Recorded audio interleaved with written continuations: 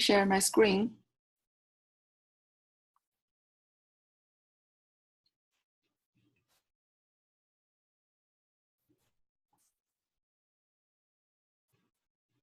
So first, some update about snapshot feature. So right now, all the basic snapshot code are all merged, including snapshots API, snapshot controller, we call snapshotter, external snapshotter, and also restore volume from snapshot data source code in external provisioner are all merged. So basically, if someone wants to use snapshot feature, they can do it now. And so currently we are working on documentation, like README examples, and we also plan to post a blog about this feature. And for example, here we have, where is it?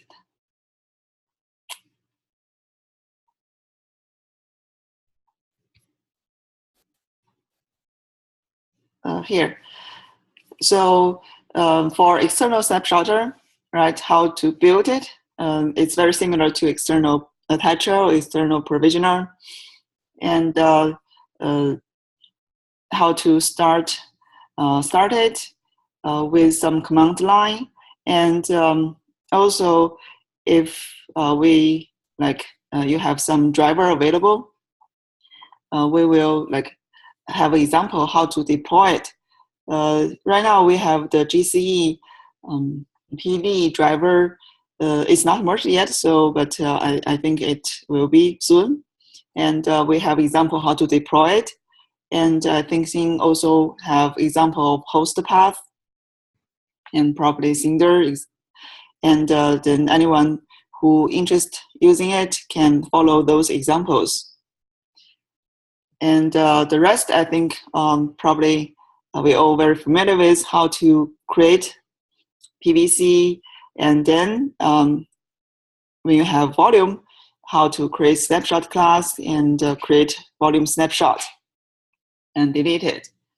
And to restore volume from snapshot, we'll also have some documentation about it. Any questions so far about the documentation or the code or the workflow? This documentation is intended for the developer of the external snapshotter, not like a CSI developer of a driver? Or is it, who is it meant to? I think for CSI driver developer, it's also useful. So the documentation kind of follow the external provisioner or external attacher. So for external provisioner, it's also have those build. I'm not sure. So how much more details you think we need to put for the driver developer? If I'm coming new to this and I don't know anything about the external snapshotter, what should I do? And maybe the documentation doesn't go here. Maybe the documentation goes in the Kubernetes CSI docs. But so we actually have multiple docs. There is one in Kubernetes website. That one actually just got merged yesterday. That one is, I think, the simpler version. It doesn't have deployment, but just how to create a snapshot. So for that, it's mainly for user, for user part. Yeah, I'm just trying to focus on the CSI developer. There's another PR under Kubernetes CSI docs. So so that one basically we just added the examples using host path. So basically there is already an example there for how to create PVC, how to attach it. Basically we just modify that one and added an example for the snapshot. Yeah, I think for driver developer, like if we have, we will have more documentation, let's say on GCPD driver part and how to deploy it.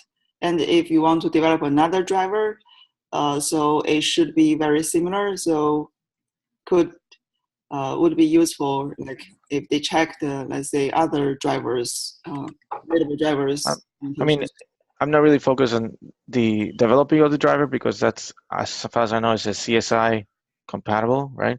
But it's just how do you set it up and how does it work in the environment? So a CSI developer can go in and read the information. I don't want to spend too much time on it. I was just bringing up that who is it focused for? Oh, yeah, definitely.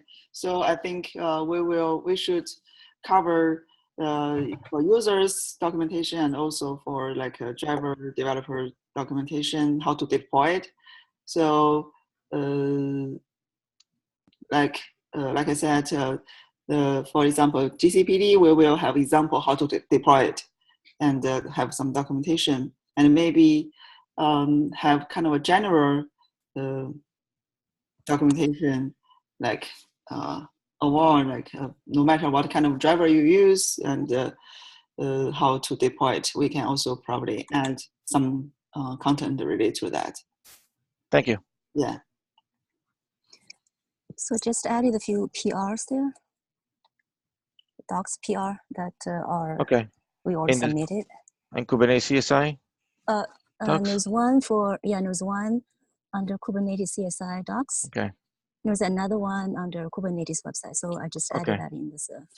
Okay, good. The way I view documentation is as follows: is Kubernetes website is for users, Kubernetes CSI is for the CSI developers, and this README here, what I view is as developers of the external snapshot. So that's how I view it, my style. Yeah, the last part, can you repeat the last part?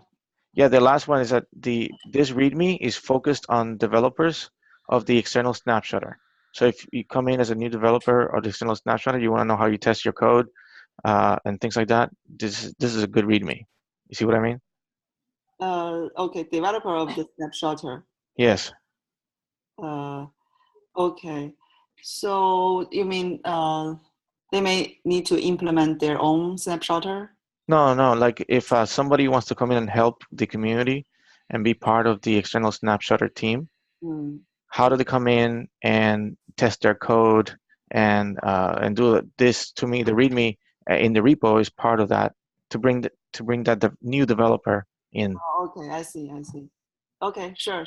That's that's good. We will try to cover those. Wouldn't that just be covered in the normal, should we add that storage onboarding, general Kubernetes storage though, Luis? Or do you feel like it would be its own separate?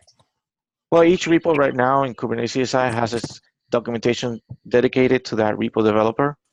Okay. So the thing is that we have so many repos right now that we're trying to have developers, like we get a lot of new developers and we want them to come in and learn. And so developer repo documentation is very important. And I really value it. So how do I start, helping out kind of stuff? Right, okay. Okay, yeah, that's a good point. And we will try to cover that. So I didn't put much stuff here. Basically, last time I think we discussed this readiness design proposal. So I haven't got a chance to update much yet, but I think for snapshot, we decide we don't need this readiness concept. After we have a more detailed proposal related to data populator, that means the volume is created first, and then there is a second step to populate data into the volume. We need this feature for that. So this is not like implemented when the snapshot feature is merged. So because for snapshot, the volume will be created and data will be populated at one step. There is no like separate steps.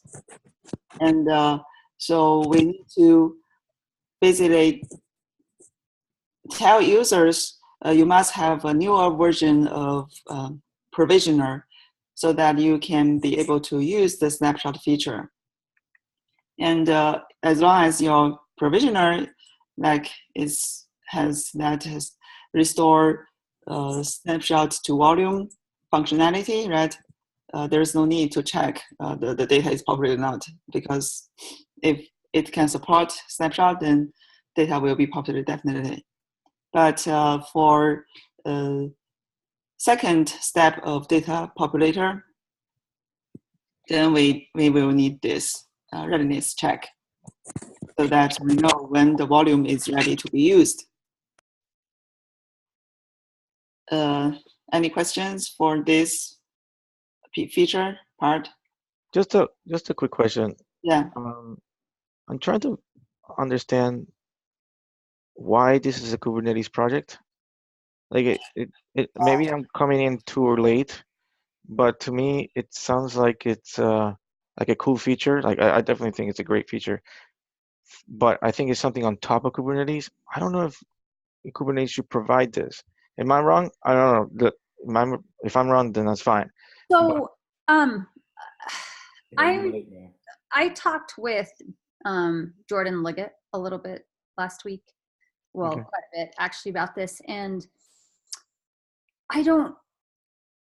we need something in it, maybe some sort of readiness concept, especially with snapshots and eventually doing transfers of volumes between namespaces to prevent some way of preventing that volume from being used before it's ready, whether it be by pre-population, so you create the PVC, and then you're going to populate it either with a snapshot or GitHub or a clone. So we need some sort of phase that we can check and that Kubernetes needs to understand and respect. So I kind of do feel like it is. Okay. Jordan's on the architectural review board. I spent a lot of time making sure that, cross namespace movement is pretty tricky, right? And not really desirable. So he said we definitely need something that Kubernetes can understand. So to me, I feel like yes. I don't know if we're quite there on how we should do it, but absolutely, I think we need to advocate for it. To add to that, basically, when we started with snapshots, we were looking at it as the use case, and the feedback that we got was take a step back from snapshots and look at this more holistically, and instead of making feature-specific changes to the core of Kubernetes, see if you can make generic changes that are more readily usable to make Kubernetes more extensible.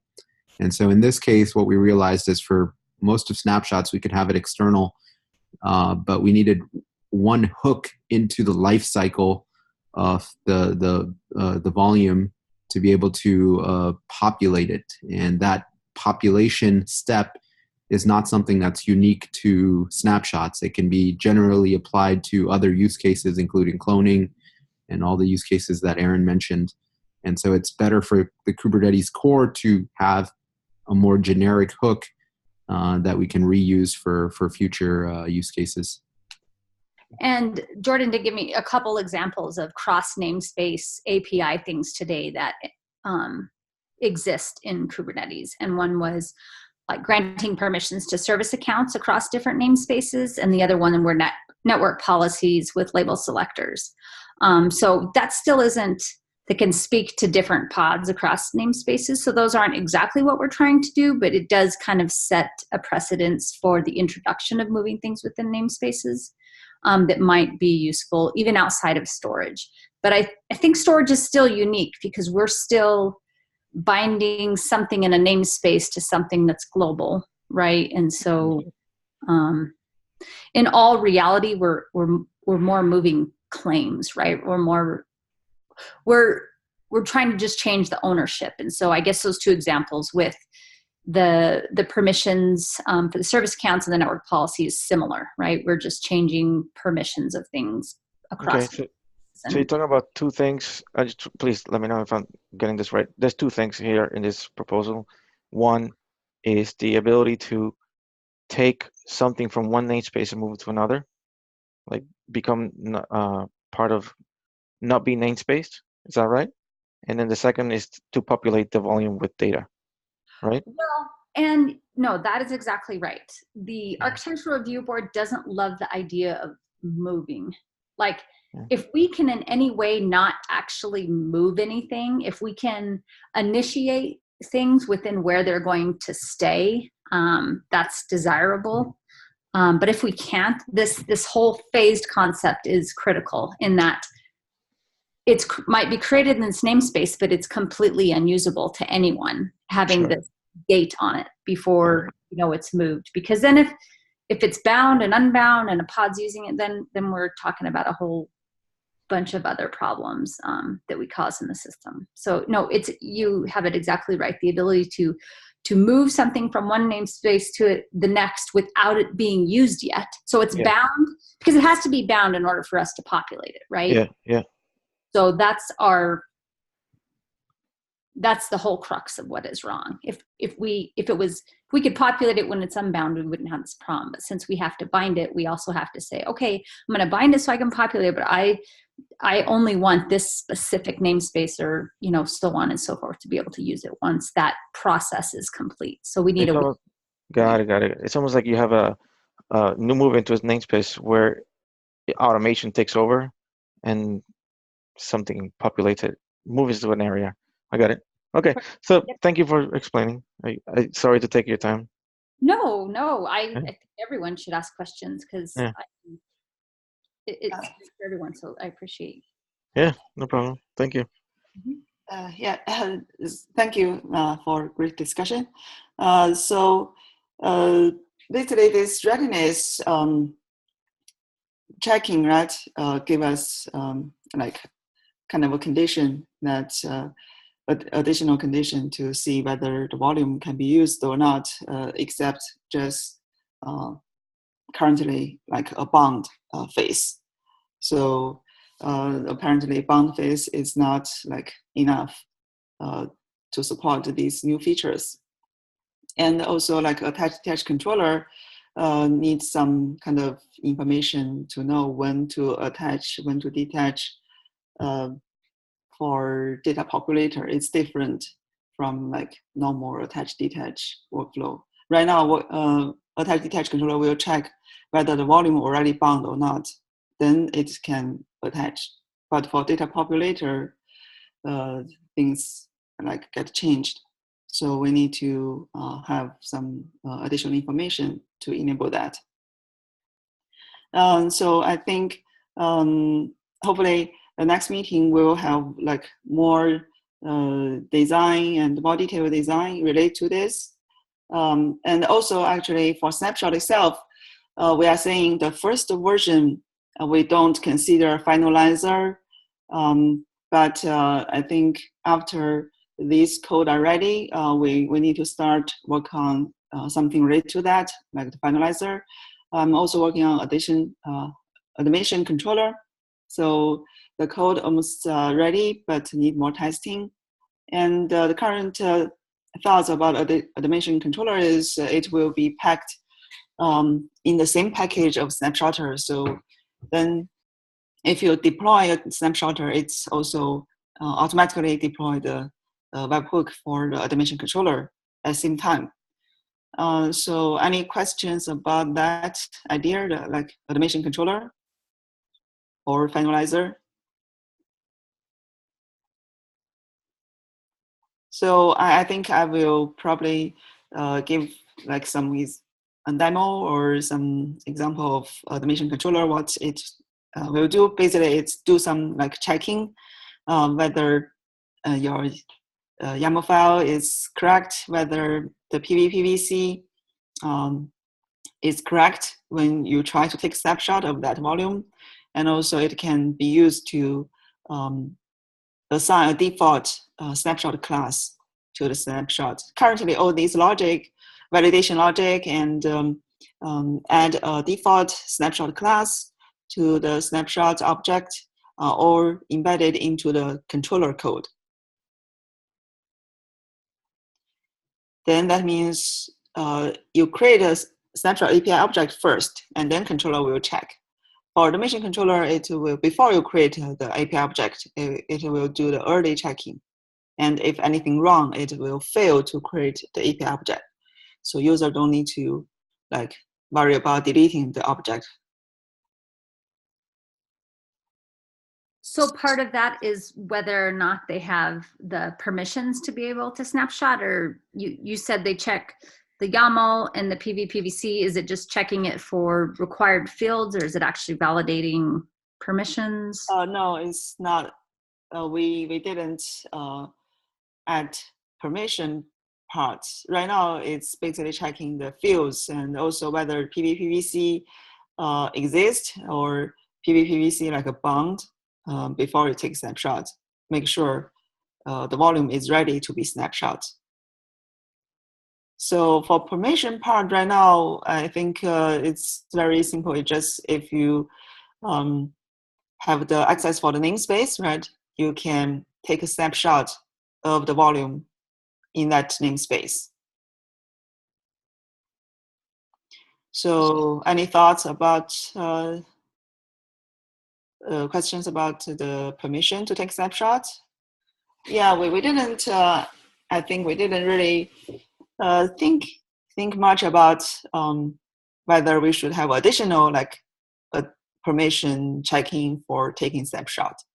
Basically, if you have access to the namespace, right now you should be able to create snapshot for the volumes, just like you have permission to create volume.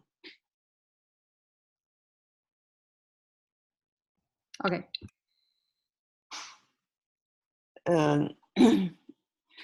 So I'm not sure, like for. I don't see any problem with that. I know for volume resize, we've added a new field in the storage class to allow volume expansion.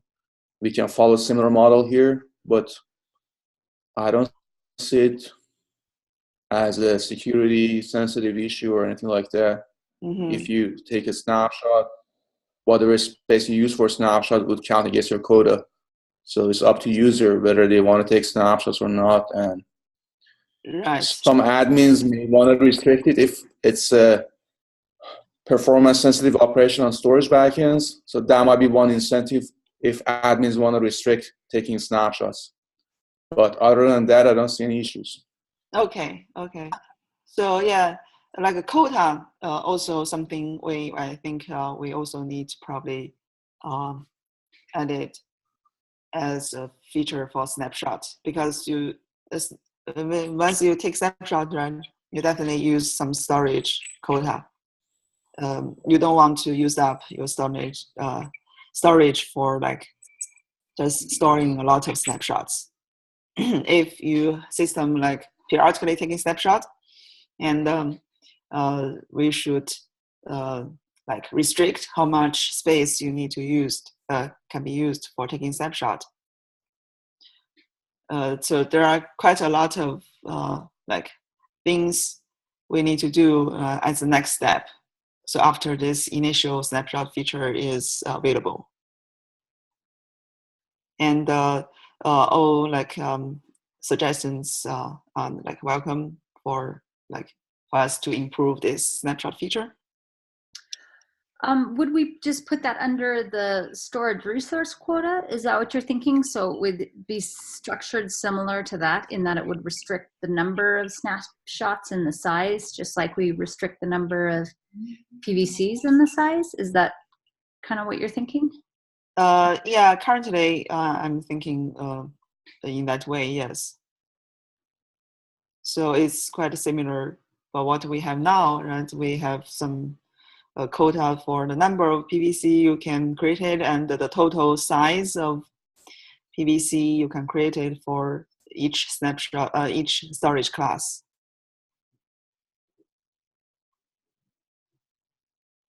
So we probably currently want to follow that kind of design pattern. So I think, yeah, all these we need to put on some like documentation first, like proposal first, and then get everyone like to review it. And also for finalizer, right? Basically, right now we are seeing the snapshot lifecycle is completely independent of their volumes. So for some storage provider, it is true, like GC, AWS, right? The snapshot lifecycle is completely independent of their volumes.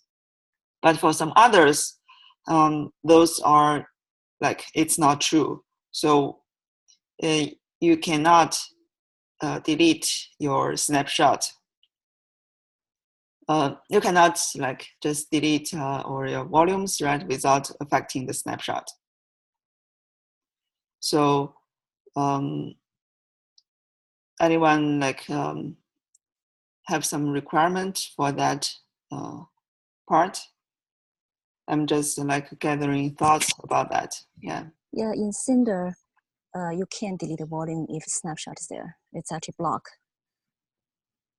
So then currently we don't have any like extra protection. It just when you try to delete a snapshot, the operation will fail, and we will have this arrow status showing.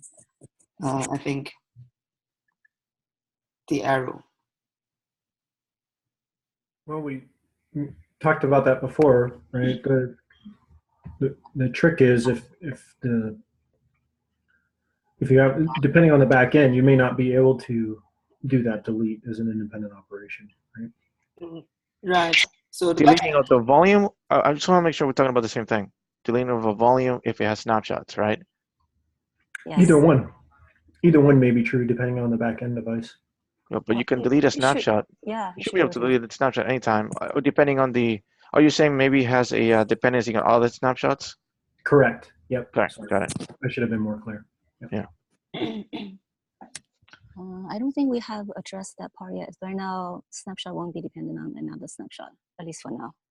So right now we just create it from the volume, whereas it's not going to be dependent on another snapshot. So the result. Go ahead. Go ahead. Go ahead.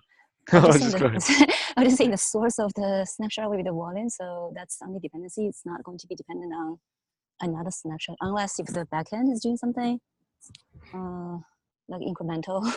I don't know if that's the case, then maybe some issue. But we haven't really taken that into account in our in the Kubernetes API, right? So right now we are talking about just the dependency of the volume. So if you want to delete the volume where there are still snapshots, whether we should stop that, then we can add a finalizer to prevent that from happening. I'm not sure that Kubernetes should make those type of decisions. It should let the storage system determine on that. But then it's going to fail, and then you can't really use that volume anymore. I think it's going to be. Well, I think that maybe the flow thing should be that the request comes in to try to delete that, and the storage systems provides enough correct information for the status to be filled in or something to be filled in. Because in my opinion, it's just it's just an extension. The storage system is the one determining yes or no this can be done, right?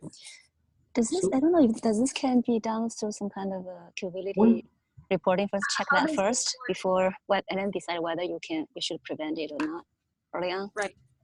How does the storage system communicate that back up, Luis? Then, what's that? So, if the storage system can work independent of Kubernetes, then how do we have the synchronization? You said the storage system itself will be doing that, but shouldn't we have Kubernetes controlling the direction of that? I guess I don't understand what you mean by. Yeah. So what I'm trying to say is that if maybe I'm incorrect, but it's going with the example that we want to delete a snapshot or delete a volume, right, from the user's point of view, right? And the Kubernetes should not prevent that call from going all the way to the storage system, have the storage system decide if that's possible. What I'm trying to say is that let the storage decide if that's possible, and let Kubernetes then report if it was or it was not. Yeah. So then we have to know that ahead of time, because otherwise, no, not ahead of time. It's going to get into some error state, right? Because it's failure happen. Yeah. Just let it go all the way to the source. I'll give you an example. If you would use host path, just a stupid example, but if you use host path, it doesn't care. It just copies everything over, right? So you can delete snapshots in between, but you can go to another storage system where you cannot, right? Because it's like Git. It depends on the diffs, right?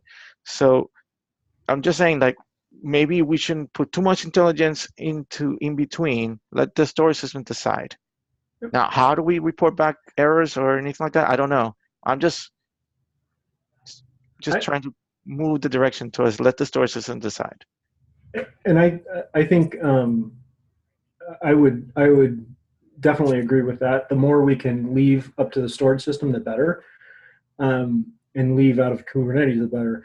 In answer to that question, I mean, the thing that's nice about that model is it lets me as a CSI plugin developer or backend maintainer, it lets me make that decision on what to do. I may decide I want to do something, like, okay, I can't actually delete the volume, but I'm going to report back that it's deleted so that it's no longer available to Kubernetes. But I have an internal pointer that knows whenever all the snapshots or whatever are cleaned up, then I actually auto clean it, right? So it gives me the flexibility to actually do those sorts of things, as opposed to having some hard rules set in Kubernetes that limits me. Yeah, agreed. Yeah, I think I also like that direction. Then it leaves us like need to think more about how to report error and what state we are going to get after we like Kubernetes trying to delete something it failed. So we don't want to like end up in a situation, in a state that is like hanging somewhere and cannot do any further actions. Yeah.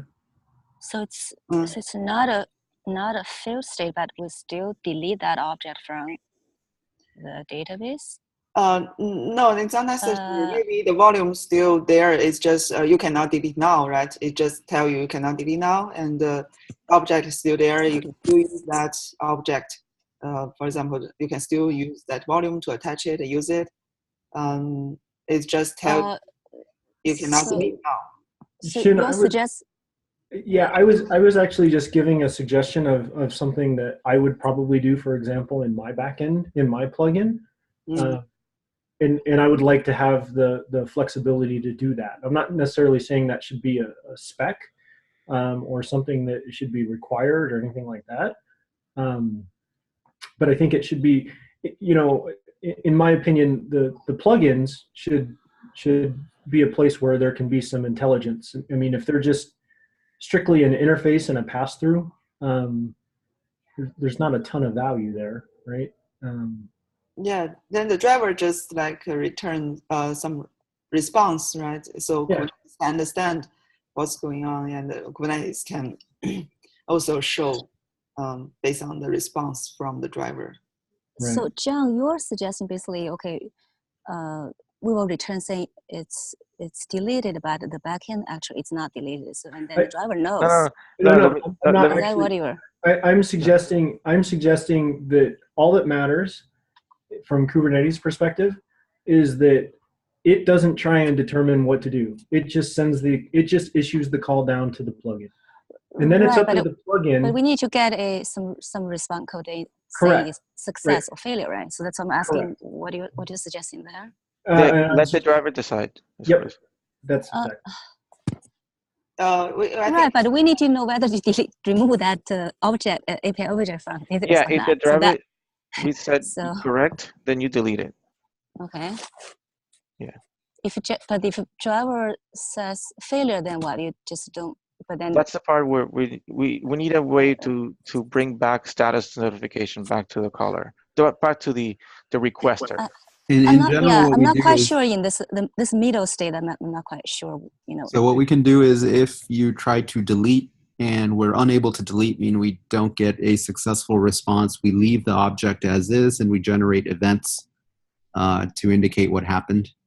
And then the user can take a look at the events and say, oh, okay, I see it's not being deleted because of such and such error from the backend.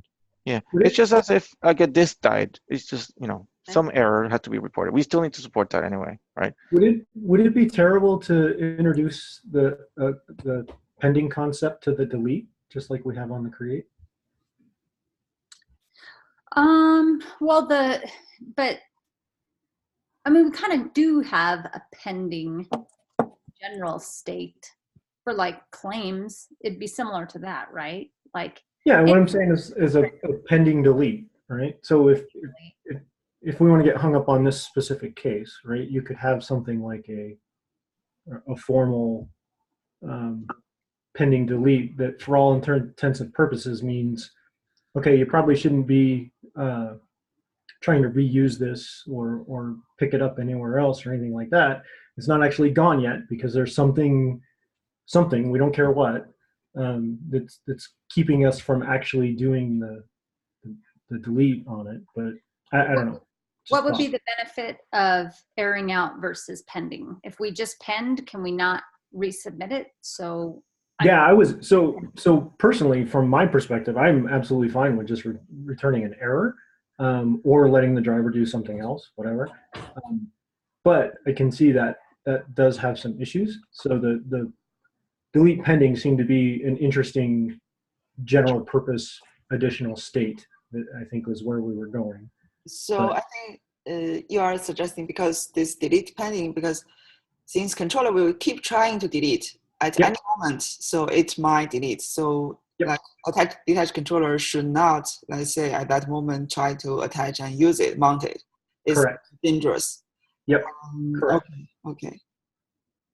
But do we want the controller to continually keep trying to delete it? Wouldn't we want it to just, if it knows it can't, if the backend storage says nope, not going to happen, and returns an error, won't it stop that continually trying to delete it then? That's the difference in the two approaches. Okay. So I mean, a declarative system, you would think, okay, well, I'll just continue exponential back off and retry, blah blah blah. And I don't know, maybe it's a horrible idea. I just threw it out. Well, will it ever get to a state where it can delete then? And is it so far out from that state that is there a possibility you would not want it to execute at that point? I guess that's how I think about it. Like, I get the whole concept, but do I want it to fail fast and say it's not going to happen because it's chained, or we don't allow that on the storage system or something else, right? Or do I want it to try forever until it actually successfully executes? I guess that's really the question. Yeah, our current system will use like trying to delete continuously. Yeah. Or like just for deleting any other objects. So for snapshots, we have exception, like we say when we create, if it fail, we just return arrow, and we are not going to retry to create. That's kind of a new for our system. So you just like try probably open up the question whether we should also propose something like fast fail. Once you fail to delete, we should not trying to retry to delete. Right. We could also maybe this is a different direction, but in CSI we could have capabilities, and we could ask the system, do you support deletion of snapshots or something like that. We could go all the way down to CSI and put it there, and then Kubernetes can then interrogate. That's another way of doing it. Can you say that again? So you mean whether it should retry to delete, or yeah, or even whether it can delete in the first place. Yeah, exactly right. So if we have a situation where we have the driver report what it cannot do at this point, we could then input that knowledge into the controller and then pass it around. So maybe if the CSI driver, the CSI spec had maybe a new flags from capabilities, then we could use them. I'm just trying to propose a new area. Maybe they'll help you out instead of just failing an error, not knowing, right? Then should this flag also passed from like a user up to the user? Like user decide if I want to keep trying delete or I just want to try once. Well, maybe Kubernetes, knowing that flag, can say the system does not support this or something like that. Right. But at least Kubernetes is then informed ahead of time that the storage system in the backend has the capability or not capability to be able to do the request. Okay. I don't think the issue is capabilities here. I would think a CSI driver, once they say they support snapshots, that means they support everything to do with snapshots, including creation and deletion. We don't want to have. There's deletion of snapshots, but there's deletion of, when you have snapshots depend on each other like a tree, then that's a problem, right? You won't be able to delete it. Some storage system says you cannot delete this one because other ones depend on it, right? Right. And I think that's up to the storage driver implementation to take care of it. Either they clone a snapshot so that they remove this coupling between snapshots, or they just prevent the deletion, which is just giving an error when that happens. So it's not really a capability issue. I don't see it as it's just return an error.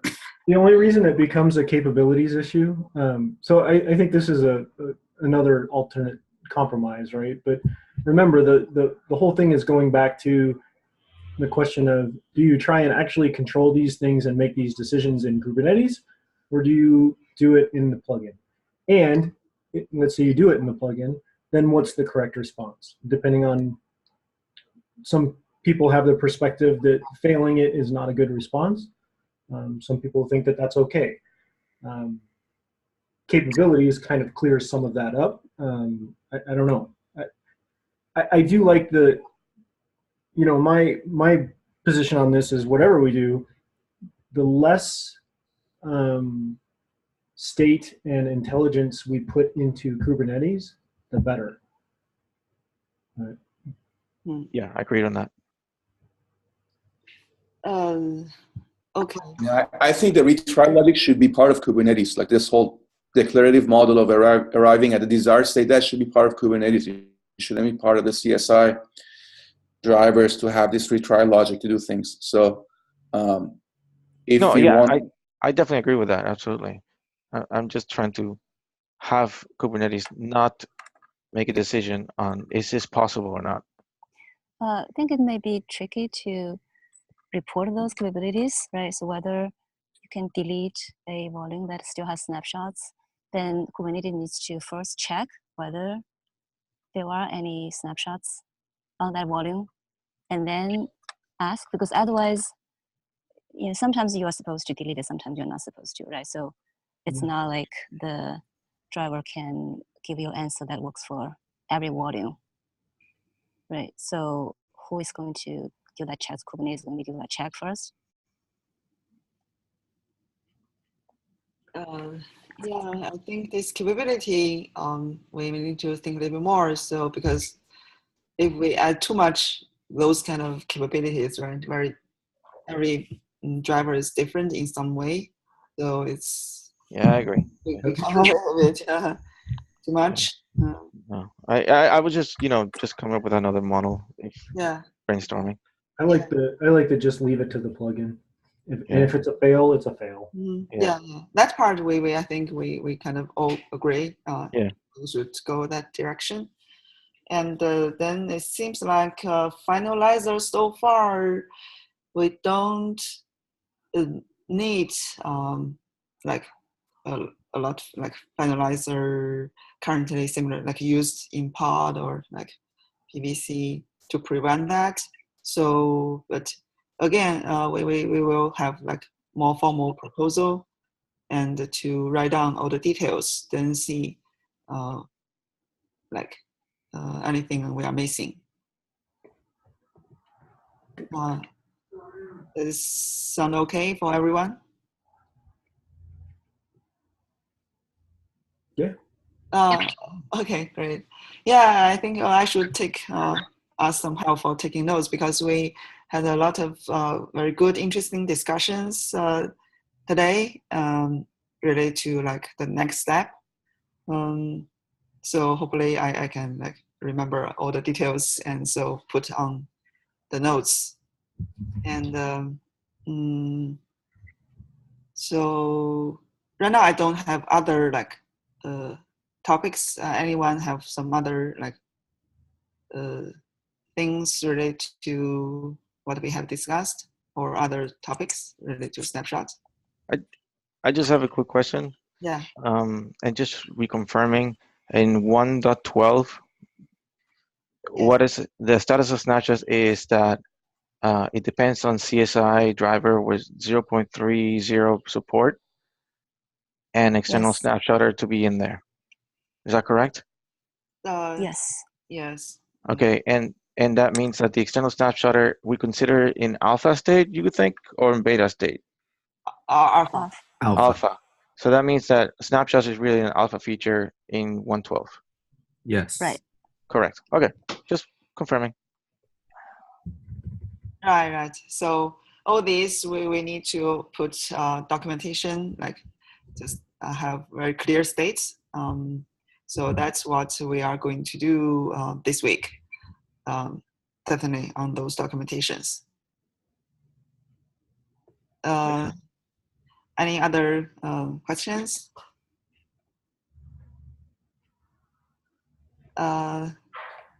Okay, so I think we still have 10 minutes left. In case you have any question, we'll be still online. So thank you very much. And so we will definitely have a lot more to discuss next week. Awesome. Thanks a lot. And great work, Jing and Xing. I know this was a long time coming and you guys did a great job and it looks solid. It works. This is where we wanted to be this quarter. So good job. Yeah, here. Thank you. Definitely, guys. Thank you.